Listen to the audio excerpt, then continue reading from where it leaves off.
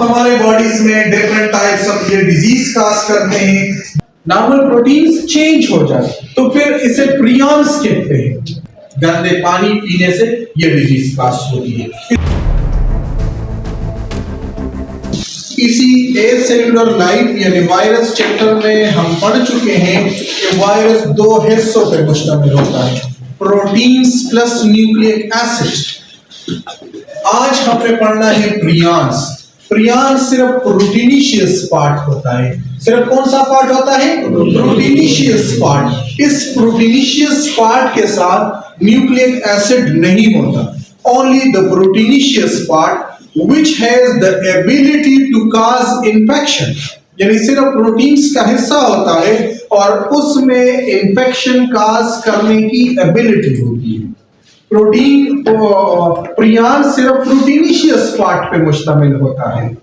या तो वो म्यूटेट होता है यानी उस प्रोटीन्स के अंदर म्यूटेशंस हो चुकी होती है और उस प्रोटीन्स ने हमारे बॉडीज में इंफेक्शन काज करनी है, या वो बाहर से लिया जाता है। पहले ये कंसेप्ट था कि ये बाहर से लिया जाता है, लेकिन अब जो कंसेप्ट है वो ये है कि ये हमारे बॉडीज में नॉर्मल प्रोटीन्स है जो हमारे बॉडीज में बोन्स मेरो में, कहां पे?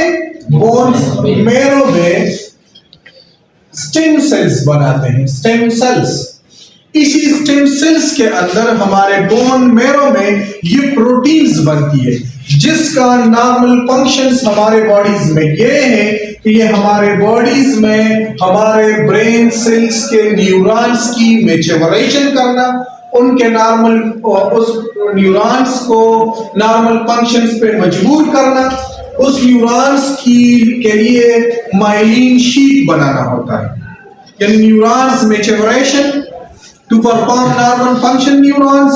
एंड नंबर थर्ड जो है ना, जो शीट है न्यूरॉन का जिसे माइलिन शीट कहा जाता है, वो बनाना होता है। ये नॉर्मल प्रोटीन्स का काम है।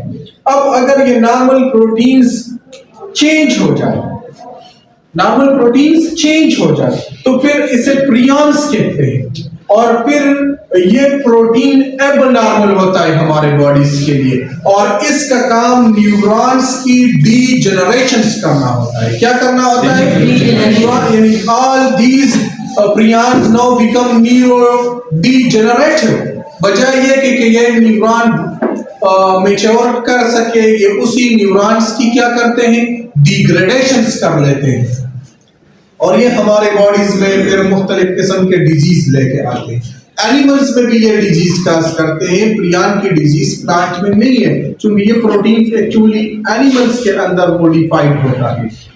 अब कुछ डिजीजेस है जो ये प्रियॉन्स काज करते हैं, लेकिन उनसे पहले जो नॉर्मल प्रियॉन है उसके अंदर अमीनो एसिड 200 से लेकर 250 तक होते हैं और रीसेंट रिसर्च के मुताबिक इनके साथ कुछ कार्बोहाइड्रेट का हिस्सा भी होता है, यानी ये एक्चुअली ग्लाइकोप्रोटीन्स होते हैं और इसका हमारे बॉडीज में नॉर्मल फंक्शन जो है ना, न्यूरॉन्स की मैच्योरेशन, न्यूरॉन्स को नॉर्मल फंक्शंस के लिए बनाना होता है। लेकिन अगर ये न्यूरॉन्स हमारे बॉडीज के अंदर ये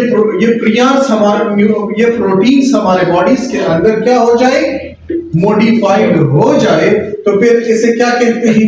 इसे प्रियॉन्स कहा जाता है। और इस प्रियॉन्स का हमारे बॉडीज में डिफरेंट टाइप्स ऑफ ये डिजीज काज करते हैं, जिनमें से है फेटल फैमिलियल इंसोम्निया, एक डिजीज है जो कि स्लीप डिसऑर्डर में से, यानी फिर उस बंदे को नींद नहीं आता है और ये एक्चुअली ब्रेन्स की थैलेमस को डिस्टर्ब कर लेते हैं और इस साथ साथ स्पीच प्रॉब्लम लेके आते हैं। इस डिजीज को शॉर्टकट FFI कहा जाता है, यानी फेटल फैमिलियल इंसोम्निया। ये डिजीज ह्यूमन बीइंग को काज करते हैं। ग्रेसमैन स्ट्रसलर शिंकर डिजीज, जिसे GSS शॉर्टकट कहा जाता है, GSS genetic neuro degenerative disease है जिसने न्यूरॉन्स की डीजेनरेशंस करनी होती है and it is a very rare disease. यानी बहुत कम लोगों में ये डिजीज पाई जाती है। अलामत क्या है? उसका जो बॉडीज की जो नॉर्मल कोऑर्डिनेशन है वो लॉस हो जाता है, उन्हें वॉकिंग में डिफिकल्टीज होती है, और डिमेंशिया यानी मेमोरी लॉस, ब्रेन डिसऑर्डर में साथ साथ आती है। इसके अलावा क्रिप्स-पिल्स-जैकब डिजीज आती है, जिसे मेड-काउ डिजीज भी कहा जाता है। जो अक्सर ये कंसेप्ट है इसके बारे में कि ये गंदा गोश्त खाने से ये डिजीज आती है, यानी गंदे गोश्त हमारे बॉडी के अंदर ये प्रोटीन जो है ना मॉडिफाइड कर लेते हैं, जिससे ब्रेन की डीजनरेशन होती है, जिसे क्रिप्स-पिल्स-जैकब डिजीज भी कहा जाता है। इस तरह शीप और गॉट में एक डिजीज काज करती है जिसे स्कारपी डिजीज कहा जाता है। इन दिस स्कारपी डिजीज ये शीप और गॉट में यानी एनिमल्स में ये डिजीज काज होती है, और ये कंसिडर किया जाता है कि जब ये गॉट और शीप अनहाइजीनिक वाटर पीते, गंदे पानी पीने से ये डिजीज काज होती है। इसके साथ साथ अल्पर सिंड्रोम एक डिजीज है जो भी काज होती है प्रियांस की वजह से। सिंड्रोम और डिजीज में फर्क यह है कि syndrome is a collection of disease, whose treatment is difficult.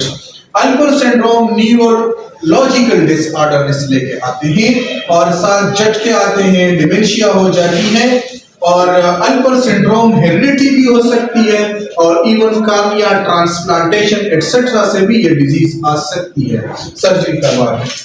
इसके अलावा पार्किंसन डिजीज है, हंटिंगटन डिजीज है, अल्जीमर डिजीज है।